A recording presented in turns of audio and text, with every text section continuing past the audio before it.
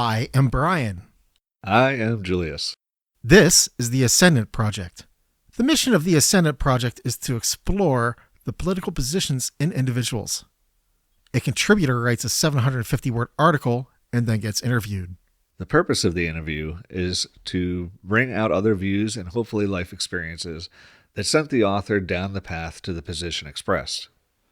Although some debate will undoubtedly occur, this is not intended to be a forum for debate, but rather a project to better explore the individual and the American experience as a whole. All opinions and views expressed, written or verbal, are solely the ownership of the one who expressed them. The Ascendant Project does not hold or endorse any views or opinions.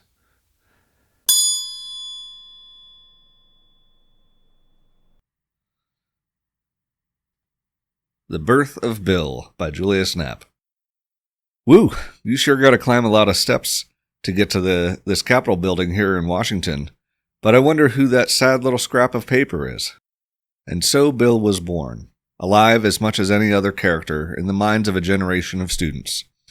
From these first few lines, I'm sure many readers will leap with glee, instantly recognizing the cartoon from which it came, the nostalgia becoming almost palpable. I'm also sure almost all those readers will be able to recite the next line, the first line of the accompanying song. I'm just a Bill, yes I'm only a Bill, and I'm sitting here on Capitol Hill. For all those readers who will have that song stuck in their head for the next hour, I'm sorry, and you're welcome. For many of us, that song and the many other songs produced by Schoolhouse Rock was our first exposure to the inner workings of government. That song was also our first introduction to a kind of civic participation that is critical to the Constitution of our country, direct legislative influence. This kind of civic participation is necessary for us, the American public, to influence law. As Bill suggests, this is no easy process. Bill must first go to the House of Representatives. The House may or may not decide to consider Bill, and many bills are never considered.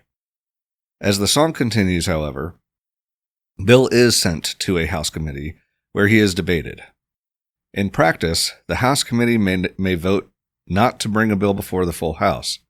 Bill, on the other hand, is introduced to the full House of Representatives, where he is debated again. Being passed, as opposed to rejected, by the House of Representatives, Bill then must repeat the process in the Senate. Even passing the Senate, Bill does not become a law. The President must either veto or sign Bill. Fortunately, the President signs Bill, and Bill becomes more than just a sad little scrap of paper. Bill becomes a law, which with much fanfare, and the country is better for it. Direct legislative influence is perhaps the most critical form of civic participation, but unfortunately, its use seems to have waned. I say seems because the number of bills sent to Congress for consideration is not directly tracked.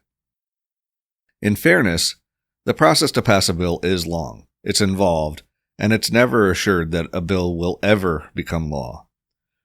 Moreover, although Schoolhouse Rock did a fantastic job of presenting the overall process, it only barely discusses how enormous the task truly is.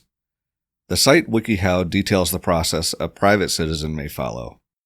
In addition to what Schoolhouse Rock describes, researching the issue, gaining grassroots support, and talking to legislators are also key parts of the process. From start to finish, completing the process would be daunting, to say the least, for the average person to pursue. It requires a huge commitment that would ultimately penetrate into every aspect of that person's life. For that reason, other forms of civic participation have grown in popularity. Many of these, such as slap suits, straw men, trolling, and lobbying, are more nefarious and can only serve to poison the country we have built. They stifle debate and prevent honest discussion. Some other alternatives, such as public protests, town halls, boycotts, and petitions, are less nefarious but offer limited usefulness in terms of their ability to directly influence change. Our ability to directly propose and influence the passage of legislation cannot be forgotten. Not only is it one of the most effective forms of civic participation, but it also enhances the effectiveness of those other forms. A bill can give the public a singular voice, allowing protests and petitions to be more narrowly focused. with their voices resonating together to communicate with lawmakers, they can also overcome the influence of lobbyists. It may even provide lawmakers with the political cover to support their constituents while doing something that may be less popular among their donors. After all, what politician would want to explain to their district that they deliberately ignored or opposed a bill proposed by their own constituents? For this reason, I would propose an independent commission formed by Congress and funded by donors to provide legal and financial support for any citizen to draft legislation and coordinate with Congress. Such a commission would function similarly to a public defender, assigning a team of people, a lawyer, an advocate, and an accountant to help send more sad little scraps of paper to Capitol Hill. The commission may also coordinate with national grassroots organizations to solicit and foster support from and among the American public. Such a commission might also be a model for similar state and local commissions. Regardless, we, the American public, must renew our commitment to this process. Generous use of this form of civic participation and engagement can and will make our government one of and by the people.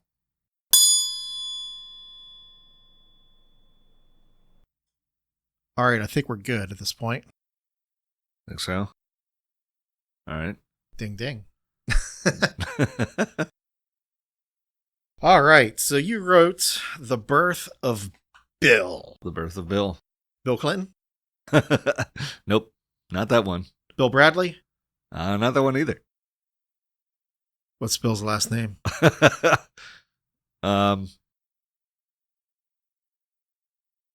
Legislation. I don't know. Act. And his middle names are the Julius Knapp. Right. Act. Yeah. Yeah, he has like 3 middle names. Like Brian Eno has like, I think he's like 8 or so. Anyway, so you wrote an article about the birth of Bill. And you wind up alluding to Schoolhouse Rock. Yep. And then you wind up explaining Schoolhouse Rock. Yep. It kind of reminds me of Beowulf in that, my take of Beowulf was, I'm going to kick Grendel's ass. This is how I'm going to kick Grendel's ass. I kicked Grendel's ass. This is how I kicked Grendel's ass. Uh-huh. Yeah, and I kicked Grendel's ass. Yeah. But yeah, I mean, it's like he says the same story like 3 different times and talks trash. Yep. Oh, I skipped. I'm kicking Grendel's ass. Yes. I noticed that. So it's like I'm going to kick Grendel's ass. This is how I'm going to kick Grendel's ass. I am kicking Grendel's ass. This is how I kicked Grendel's ass. I'm the greatest and there is. Yeah, it's just like, wow. Anyway, so nonetheless, what motivated you to write this article? Having some training and background in mathematics, right? And as a student of mathematics, you have to, you go through all these proofs, trying to prove various mathematical theorems, and the process is just, like you end up writing a lot, and you end up just kind of spending a lot of time in the library or whatever, as I did, trying to work it through from point A to point B. But I also, as I talked about in some of my previous writings, some previous interviews, have, kind of intense interest in just politics in general. And, I'm always kind of, I've always been interested in trying to find new ways to participate in government at any level. Mm-hmm. Sadly, I guess I'm not much better than the average person in that sense, but so the process, like I remember researching that a lot. Like, how can just like the average person do this? Like, it's interesting. It's kind of depressing. It's also, it's also kind of like uplifting that it's even possible for someone like you or me.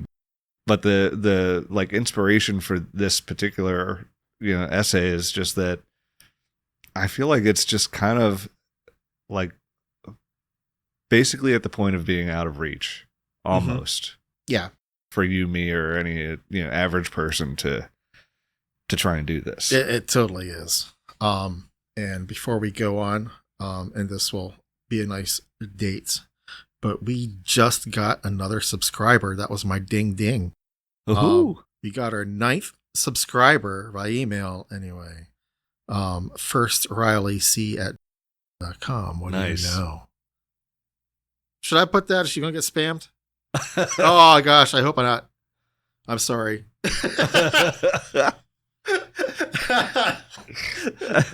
Anyway. Yeah. So nonetheless. Wow, actually, you know what? Yeah, I might actually still be too loud. I don't know. Completely opposite than Audacity with Reaper. Anyway, we'll figure it out. So my next question, cynicism versus skepticism. Yeah. Here's the cynicism. All right. Do we really still have the capability to influence this, or do corporations and those with money? I think, oh man, you're really like stretching, like, trying to box me in. You wrote this nice idealistic article, and I'm going to bust your bones. That's all right.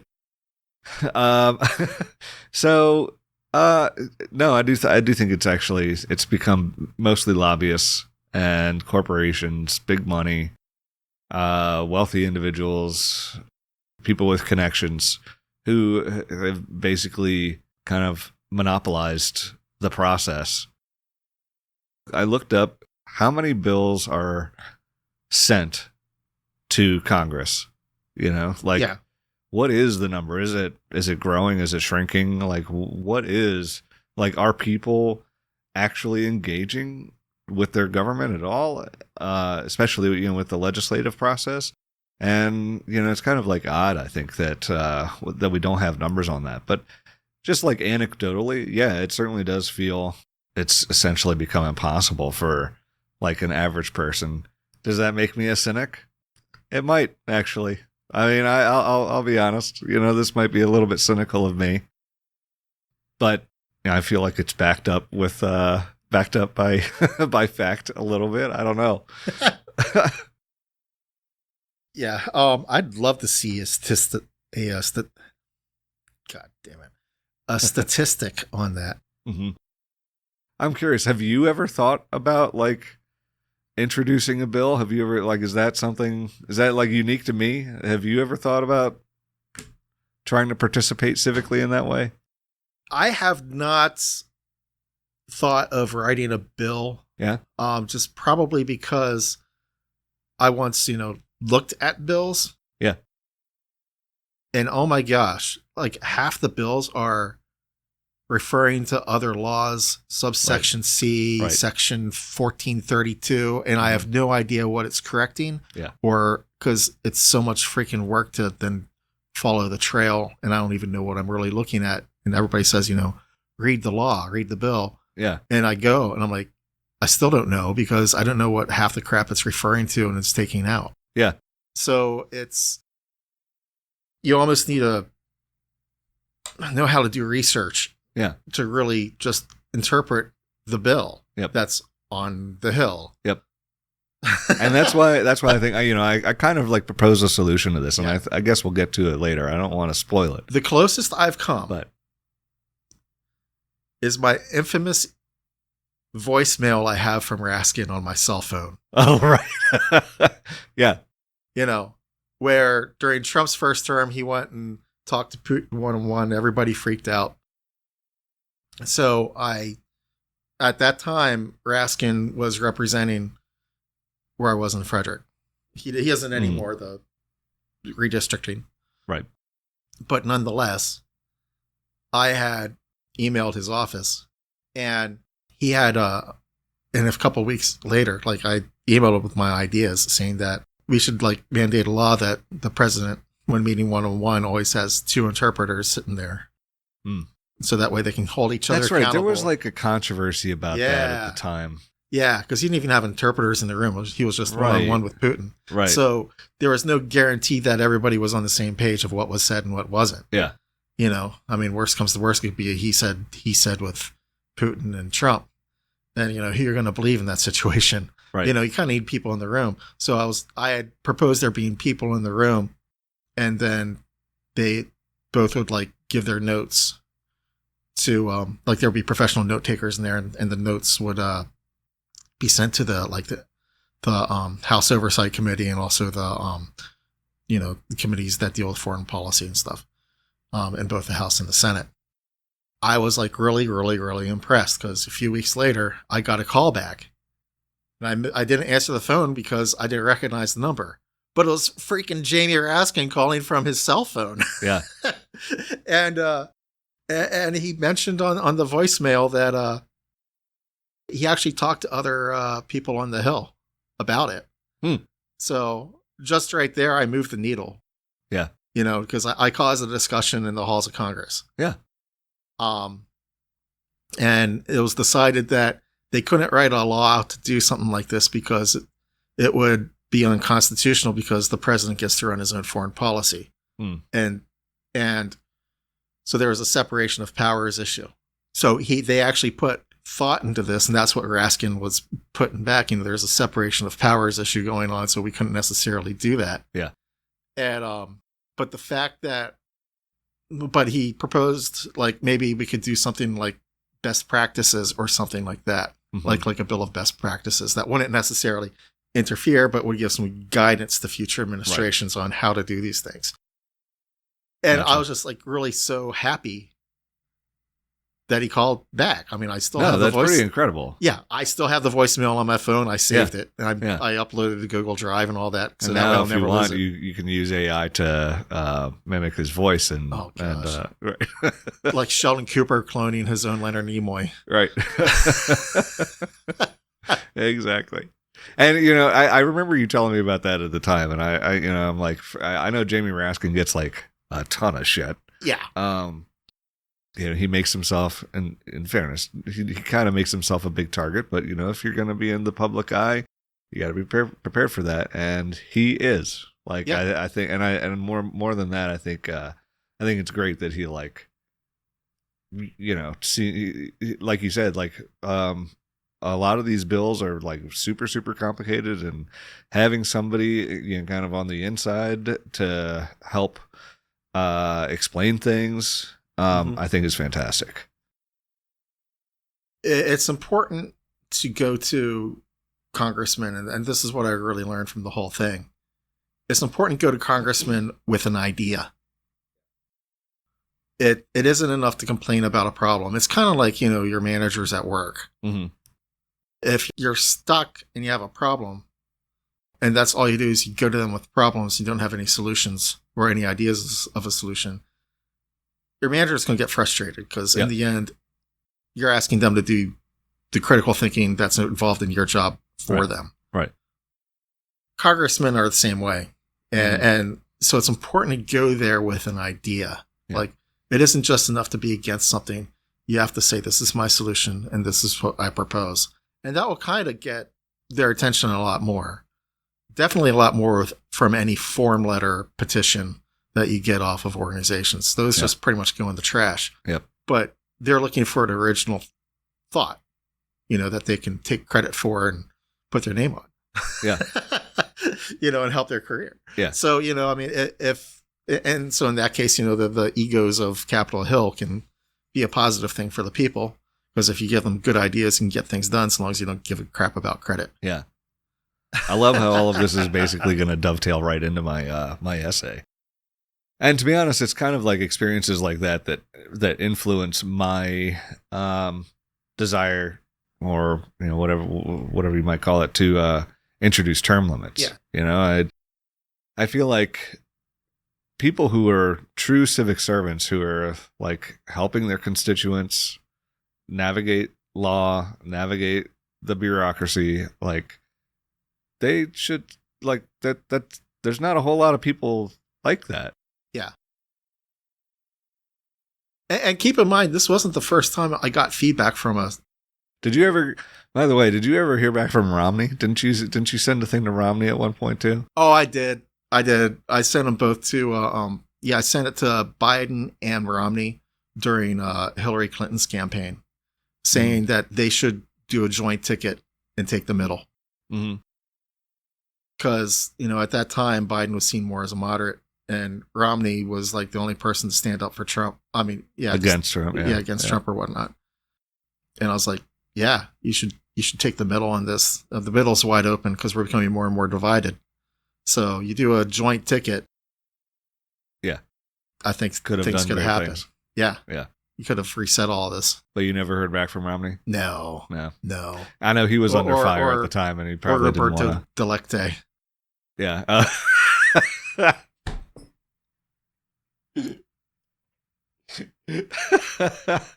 And oh my gosh. Okay. Anybody listening to this podcast right now, look up Roberto Delecte. Oh my God. And yeah, I'm pretty sure that's the name. And you'll be pleasantly happy. Yeah. Yep. But this wasn't the first time, though, I had heard back from a congressman. Yeah. Before this, when I was like first getting into crypto back in 2014 when Bitcoin was at $400. And by the way, everybody, I lost everything, so don't even think of coming to me. I have a very sad story involving crypto, but nonetheless, Van Hollen was actually still in the House during that time. And I, since I was learning about crypto and, I had lost things a couple times, because I lost, I think, 4 Bitcoin and Cryptsy. I've got sucked into the altcoin thing. Don't ever buy altcoins. They all go down a lot faster than Bitcoin. Just do Bitcoin if you're going to do it. No official advice, though. Not official advice. Hashtag not financial advice. Don't listen to me. It's not like I've made millions in crypto, because I haven't. Right. I had written him about crypto, saying how hard it is to track everything. And so you guys need to get ahead of this and prohibit crypto contributions to campaigns. I don't think it really went anywhere, because I think there's a lot of dark money in campaigns, which, well, I mean, this is, you can see where we're going to be going with this article with that. Yeah. When you buy something, you got to get the goods. So, anyway, we've totally gone a little bit off track on here. Yeah, only a little. I think it's actually pretty relevant. So going back to my earlier question, do we influence or do corporations, do you think? I think right now, lobbyists and corporations, people with connections are the primary contributors to legislation right now. Mm-hmm. I think that could change. I think there's a possibility that it could change, but it would be a big uphill battle. Yeah. But I also think it's an important one to fight if we're going to have the kind of Republican democracy or Democratic Republic, whatever your particular flavor is, kind of government that we want. What's the best way to create a grassroots movement regarding a bill? To create a grassroots movement regarding a bill? Well, so you're assuming that a bill has already been proposed or is under consideration or has maybe just been sent or prepared to be sent to Congress? Well, this is the thing about grassroots movements. It's kind of a chicken and egg thing, isn't it? It is a little bit, yeah. But I feel like without some kind of sounding rod, or what do you call them? Yeah, something to kind of focus people's attention. If you just leave it open-ended and say, hey, we want to draft a bill to trim trees below 20 feet or something to ensure the adequate access by the, I don't know, something. What do you have against trees? I don't know. I'm literally just looking out the window. I'm like, tree. I'm like Steve Carell and Anchorman. I'm like, lamp. Smokestack. I don't like just coming up with something. I don't know. Sorry. But yeah, I think it's, as far as like what's the most important, I'd probably say petitioning. I don't know. I've signed a good number of petitions in my time. Mm-hmm. Protests are good for kind of like getting people excited and motivating people, but they don't necessarily provide hard numbers or hard data. And I went to the hands-off protest here in Westminster, and they did pretty much. And they had the entire protest just on one side of the street. The sidewalk is probably only 10 feet wide, and but it seemed like it was pretty big. I mean, for Westminster, it was pretty big. I'm sure on television, though, it probably looks even bigger, but who knows? Like, it's not like anyone's selling tickets. Although I have heard a number of conspiracy theorists claim that it's the whole George Soros thing. Yeah, George Soros and is, whatever. And they don't even know who the Koch brothers were and how they funded all the big events for the Tea Party movement. Yeah. But even then, I would kind of lump all of those under the same conspiracy theory. But it's, you might have, okay, let's say George Soros is responsible for some of it. Sure. If you have 100,000 people come out nationwide, do you really think if he gave him every person $10, do you really think he gave up $1 million of his money for this? Right. I mean, come on. It'd be a pretty poor investment. Yeah. Yeah. Yeah. Rich people especially might spark an idea $100 in the million populace. to a lobbyist and, or a lobbying firm even, and tell them to. Yeah. Rich people might spark the idea for the populace, but in the end, the populace comes out. Yeah. But quite honestly, I've never been approached by somebody to go. No. Like, who would these people be? I don't know. I can't think of a single person. Most conservatives don't know who a Koch brother is. So I mean, it's like. Anyway, I think who, by the way, is far richer than George Soros, by the way. Yeah. But I think petitions give you like hard evidence. I think a lot of them. I don't know if you're required to give your address or not, but some of them do record like where, like your place of residence or something. Barack Obama did something that I loved. Trump took it away. Biden didn't bring it back, which I was disappointed about. Yeah. And at least for the next 4 years, I know it's not going to come back.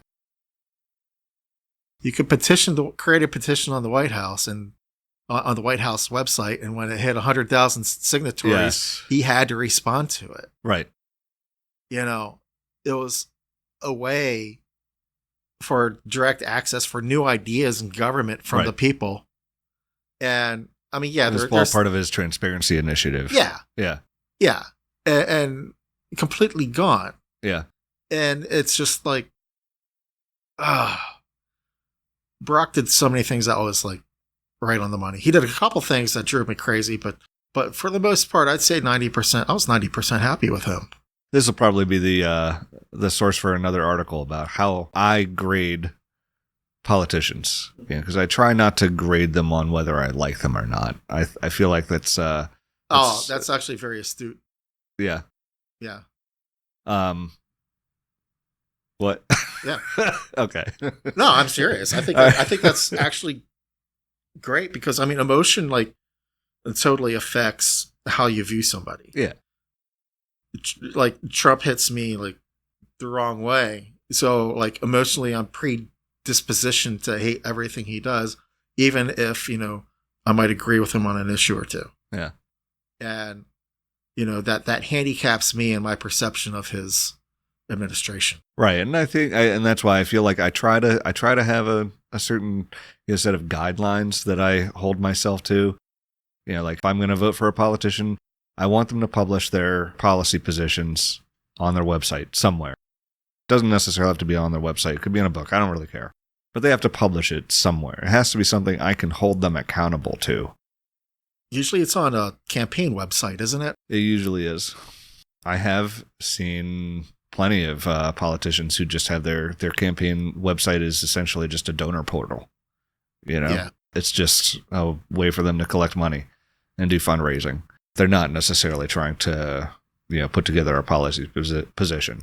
Now, and again, here's where I try not to make the bar too high. I understand that, like, at a local level, expecting people to put together 30-page treatises on everything from global warming and environmentalism to immigration and everything else, and expect that I feel like you have to give people, especially at the local level, like some leeway there. But there's a problem though with that. Mm-hmm. Defending the politicians that everybody hates.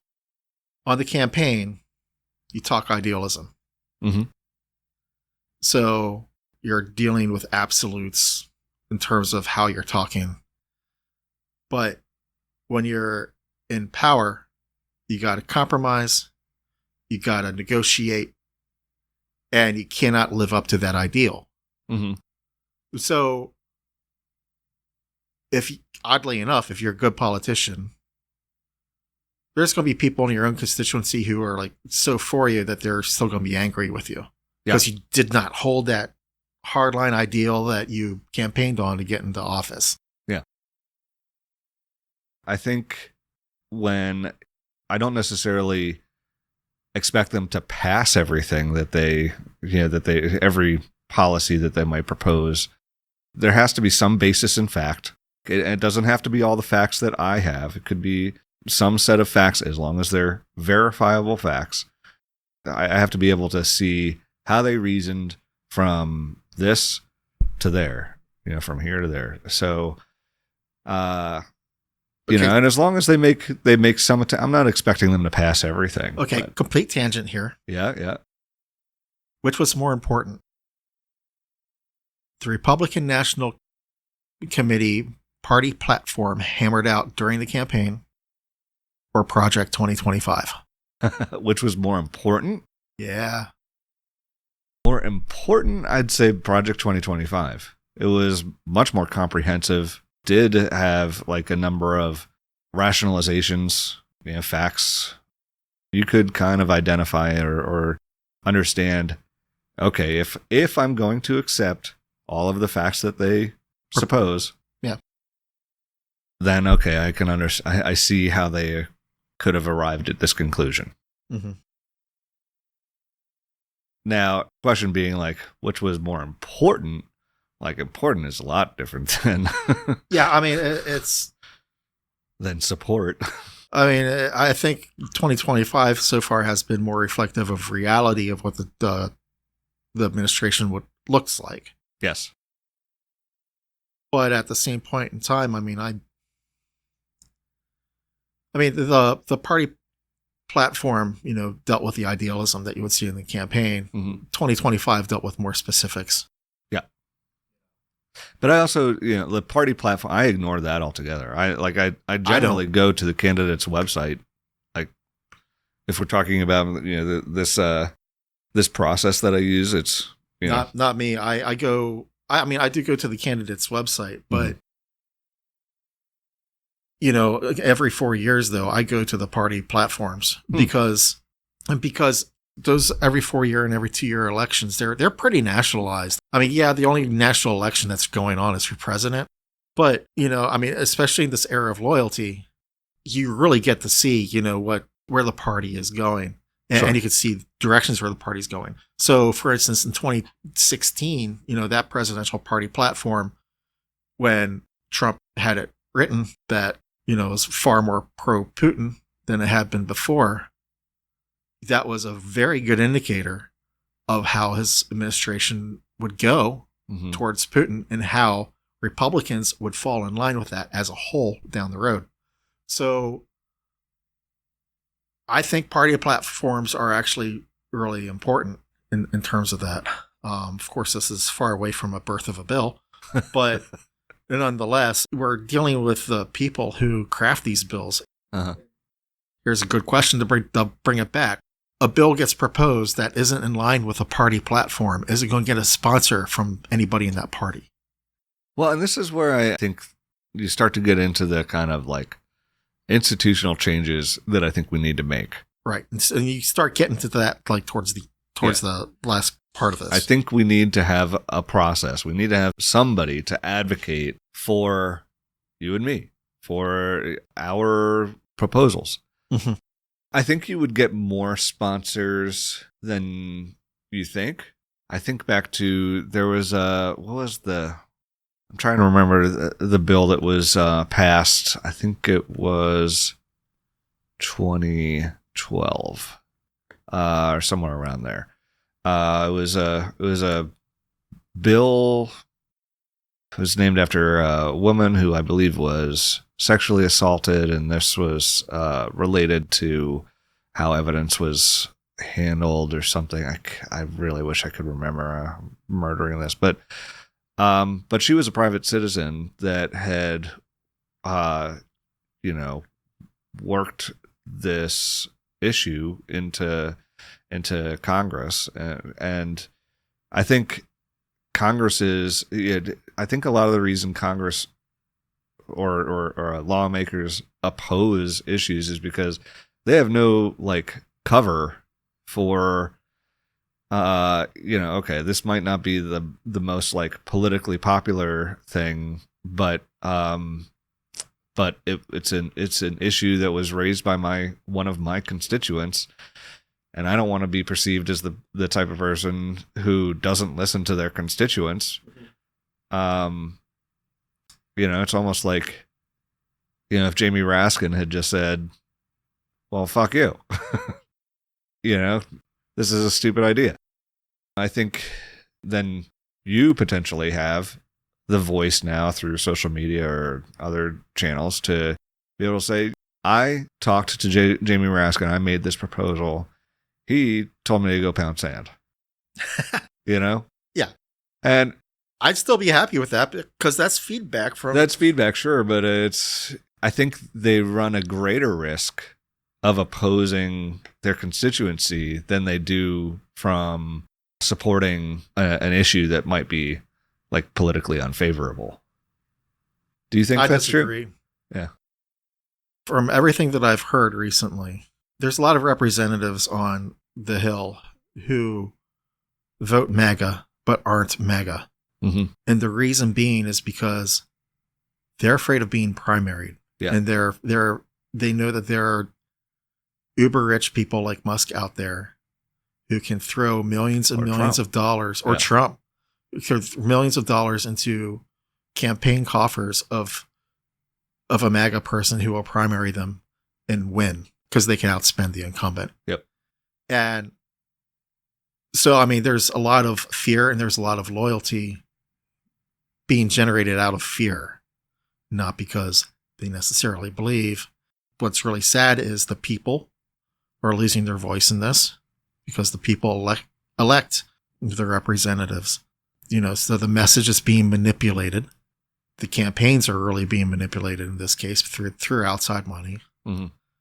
which there really aren't any laws to protect against. No, not at the moment. And because of this, I feel like the chances of an average person getting a bill through their local representative introduced on a national level is so slim, just because it's all about party. And, the party is like really, really, uber party really is in the end an enemy of the people. Because, it's what George Washington warned of. He hated political parties. Right. Because of loyalty to the party can erode the will needed for the common good. So, the will needed to accomplish the common good, I should say. Sure. I mean, well, certainly the way we practice party politics here in the States is pretty poisonous to public discourse. It does, I think there's been some scholarship, I think, done to show how there will always be essentially two parties in the United States. Mm-hmm. The success of a third party is essentially doomed. All right. Any third party. So here, I'm going to also play devil's advocate here. All right. We have not heard this term since the Clinton administration. Oh boy. when Bill Clinton said the era of big government is over, one of the things they did is they got rid of pork in the bills. Mm-hmm. That's right. There was the earmarks. The earmarks. Yeah. Yep. They got rid of the earmarks. Was that really Clinton though? It was during his administration. I think it was, there's Newt Gingrich on the other side. So it might have been part of the contract for America. Mm-hmm. But you take a look at where it's at now, because it was viewed as, these earmarks are corrupt because you're sticking a bridge in Illinois to get this bill passed so you can get the senator to cross party lines or whatnot. This is so corrupt. Yeah. But funny how during that time, we were nowhere near as divided as we are now. Sure. So earmarking special earmarking, special projects. Yeah. Was a way to bridge the party line to get people to compromise and try to meet in the middle. So there were a lot of things, a lot of rule changes that happened in the legislature around that same time. Yeah. Being able to pin it on that one idea, I think would be difficult to prove definitively, but I'll go with you a second, assuming that allowing earmarks also somehow promoted unity. Would you say that's a statement you're Well, here's proposing? The other part that happened during that administration. Yeah. Newt Gingrich was like, we're going to take out earmarks out of legislation. And Bill Clinton was like, well, I want line item veto. And they're like, sure. So no earmarks or whatnot. It's a Republican held House. So they've already cut a lot of, Democratic initiatives from the proposals. And then it gets to the White House. And so Bill Clinton then cuts a lot of the Republican proposals. And what do you know? We got a budget surplus because, well, they were cutting everything. Yeah. And everybody was happy until, I don't know, happy was necessarily the word. Right. But, it was just the way it kind of was. It was, let's exercise some mutually assured destruction here until the Supreme Court, shut down light item veto. So all we were left with was the lack of earmarks. But I'm just kind of wondering, it's total devil's advocate because in a way, I understand the points about government luring people across the party line with projects in their districts that they want. It does seem a little corrupt, but it doesn't seem corrupt compared to, the way things are kind of now, where you can have somebody throw in $250 million into a campaign and then get his own department of government efficiency. Well, right. Ultimately, the earmarks were a means to an end. They were a way for law or for these proposals to become law more quickly.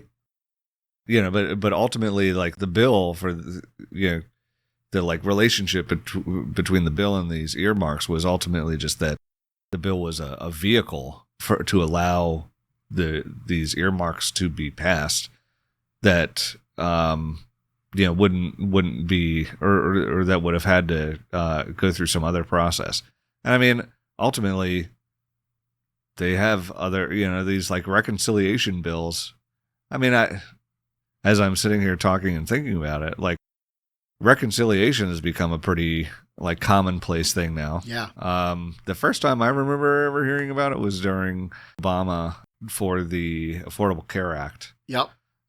But it happens all the time now. And we had a mutual friend of ours kept saying how Obamacare was forced down our throat because of reconciliation. Yeah, but it happens all the time. It happens all the time. It's the way of things now. And And I think it's safe to say that, if I was going to point to any kind of like direct follow-on effect from it was removing earmarks, it was the now like common reconciliation place act of right. Yeah, the whole Obamacare reconciliation was Baltar's and Six's baby, what Adama referred to as the shape of things to come. Yeah, absolutely. I love bringing in Battlestar Galactica references into this podcast, by the way. Well, and it's appropriate for today, being the 4th of May, and I don't know when this will air, but May the 4th. May the 4th be with you. Would be with us. So say we all. Yeah, so say we all. Gandalf said that, by the way. All that has happened before will happen again. And again, and again, and again. End of line. Yeah. All right, so you mentioned slap suits. What the heck are those? Slap suits are, right. They're suits against public participation. It's basically anytime a person files suit against another party, person, entity, whatever, to quiet them. To prevent them from participating in the public discourse, right? Kind of like how a certain president brought up investigating AOC. Mm-hmm. Basically just to shut her up. Yeah, I mean, you could probably point to any number of examples from our current president, but... Yeah. Okay, interesting. Oh, you skipped a step, dude. Oh. No. And how to become a bill.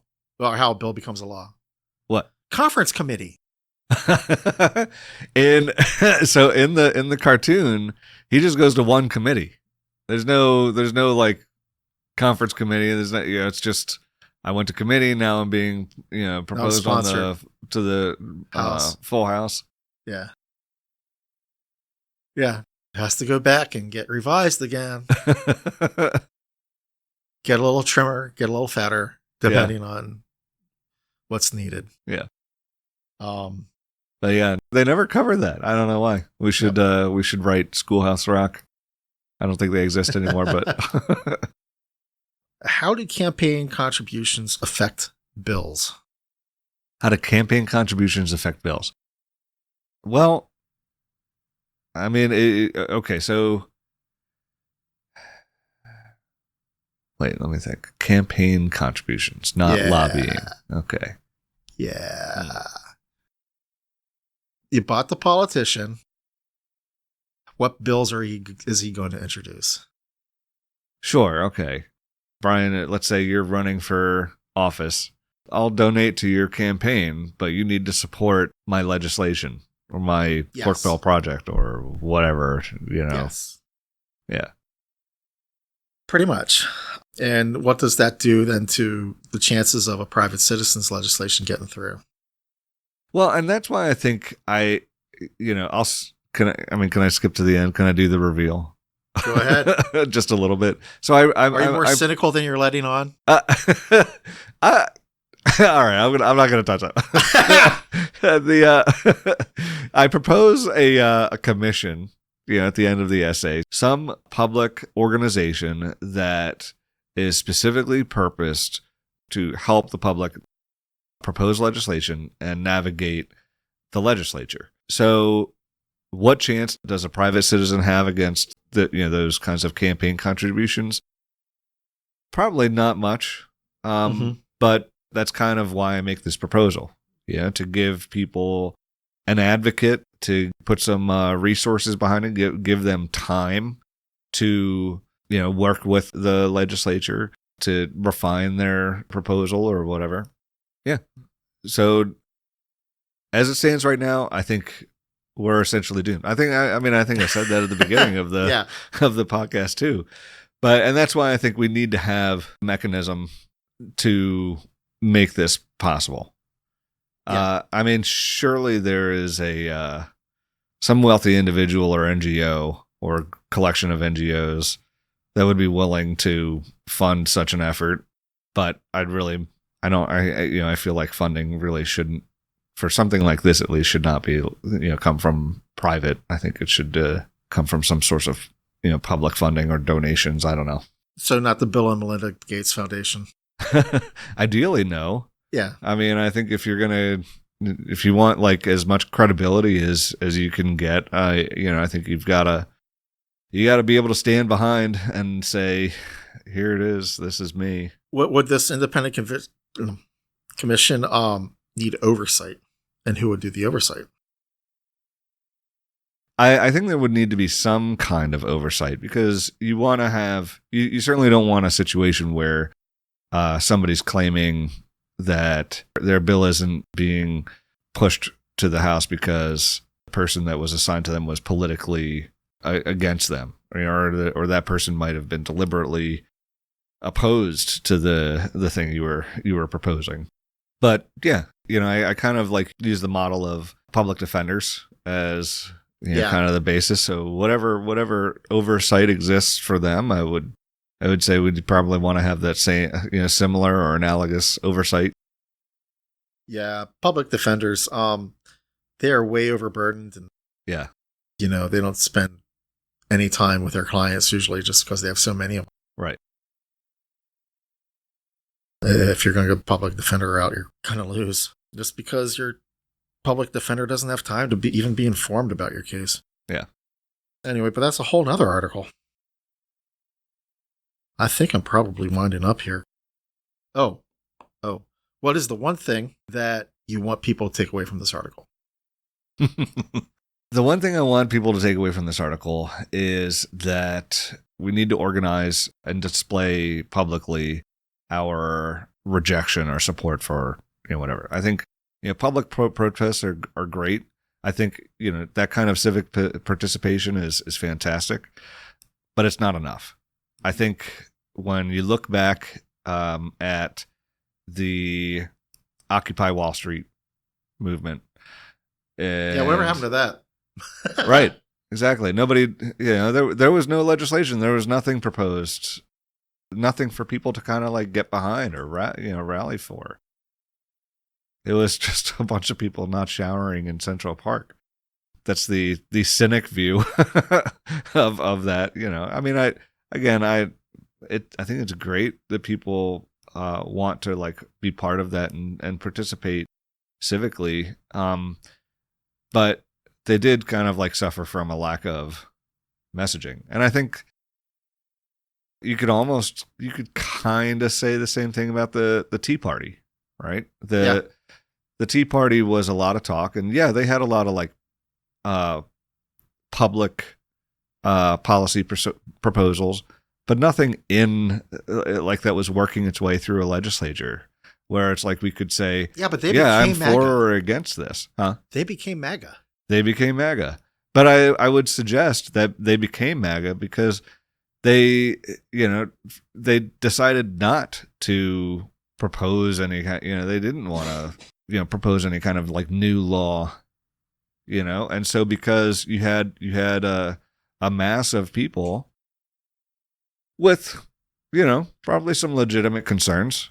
I think if you get in the habit of just automatically excluding people just because they're part of a certain group, you're not going to get very far. But they didn't really, try to propose anything like this. So you had a huge group of people who had some legitimate concerns, and they just went unanswered. And maybe that was deliberate.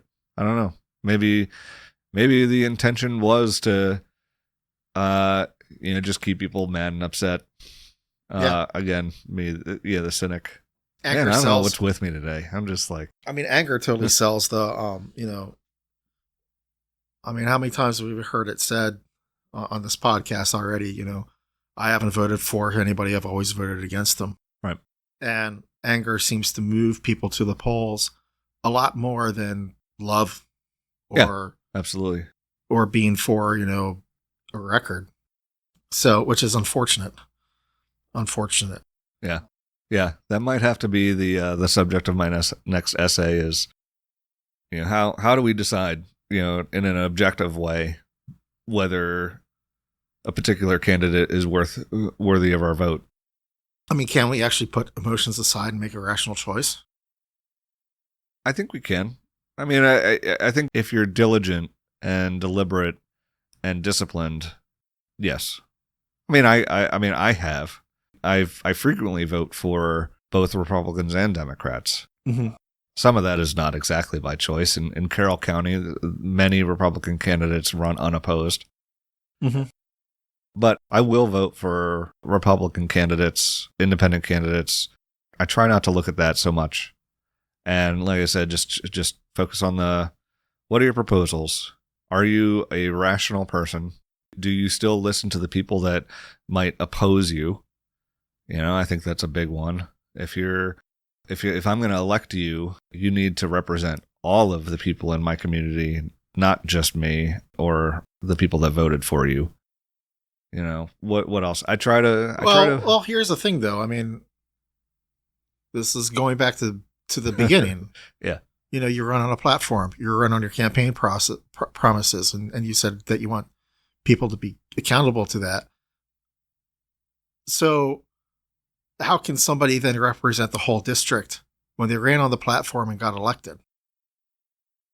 How can they represent the whole district? I mean, representation to me isn't strictly about policy. I mean, if you were a Republican and had, to be honest, Jamie Raskin doesn't know anything about you, right? Like, he doesn't know what party you're a member of, right? Yeah.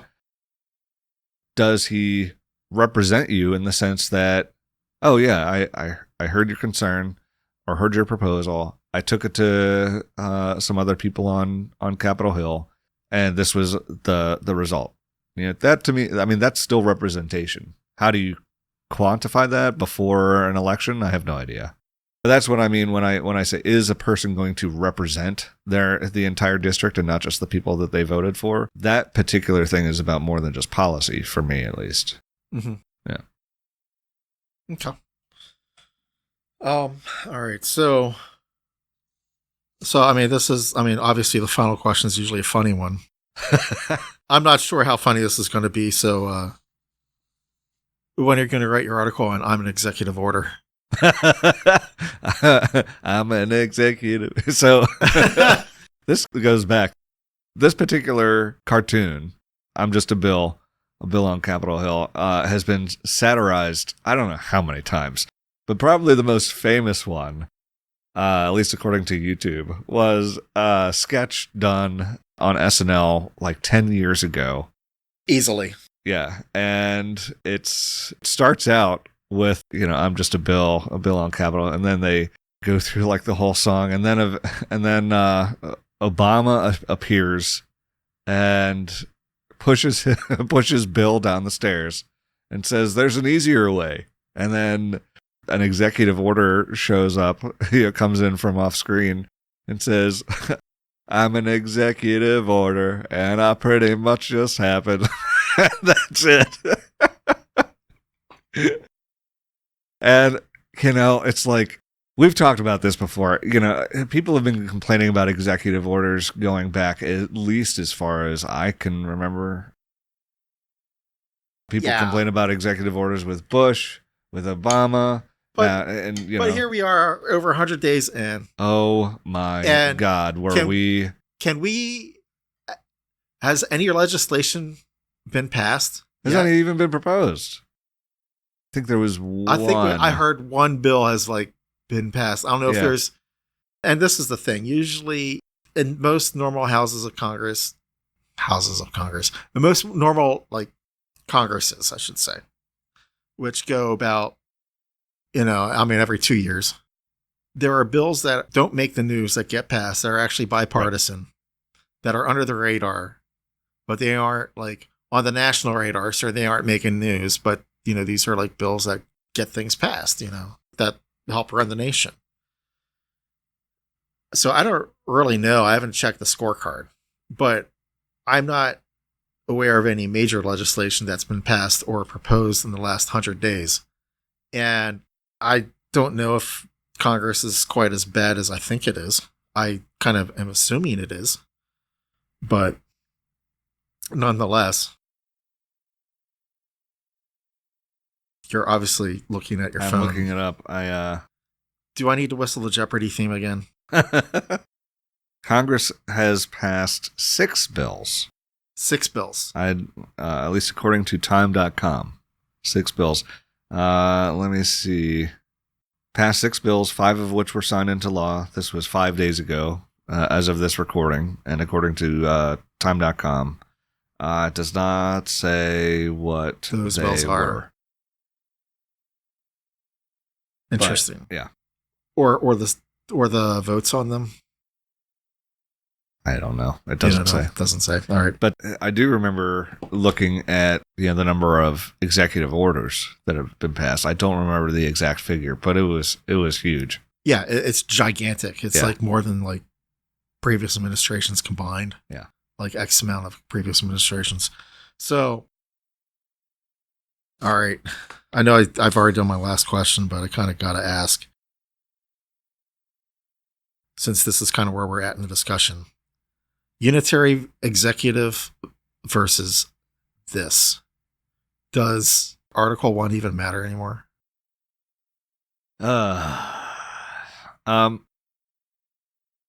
Cynic. I'm a cynic. Are you a cynic? I want to say Article 1 still matters. Yeah. I think it still does. I think the issue is it's just like the powers of the legislature are not being exercised. Like the checks that are supposed to be there are not being executed. I think Article 1 still matters. I think the legislature is not exercising their power. They're not ensuring the checks that are supposed to exist are there. But that can change. We're now 100 days less far away from the next Congress. I'm not going to opine on what the nature or makeup of that Congress will be, but I think Congress will eventually want their power back. They're going to want their earmarks or whatever the vehicle is for passing earmarks now. Yeah. So you're still optimistic about the future. I'm still somewhat optimistic. You feel like this is the darkest time, then therefore it's going to be getting brighter from here. Let me put it this way. I'm hoping for the best. I'm planning for the worst. Yeah. All right. That's all I'll say. Julius, the optimistic skeptic. Yes. Ever the and I think historically, somehow we got to a point almost 250 years ago where from millennia of tyrants and poor leaders and figuring things out, we've finally got to a point where we could have strong constitutional government where the law is king. Right. And I don't really care what recent Supreme Court decisions say about, whether law is actually king or not. I still think the people will eventually hold those in power accountable to the law. So I think what's the expression? The arc of history is long and bends towards justice. I think the jury's still out on that. All right. I mean, I've heard that said. I think I've heard Meacham say that on Morning Joe. Yep. Obama used to say it all the time. Yeah. Yeah. And it's definitely an optimistic view. But right now, for me, it's just kind of hard to hold that optimism because I'm just like not really convinced about the state of the midterms. I'll put it that way. Anyway, so I guess on that depressing note from me, this basically winds it up. Yep. Anybody out there, please, please, please, please come to our website, theascendantproject.com. Please like, please comment, please email, please subscribe. Please let us know you're out there. And, also do the same sort of thing on Spotify and Apple. Yeah. So listen all 3 times. All 3 times. At different places. 100%. Yeah. Totally % So yeah, of course, listen to Apple and Spotify and interact with us on our website. That's about it. You guys have a great week.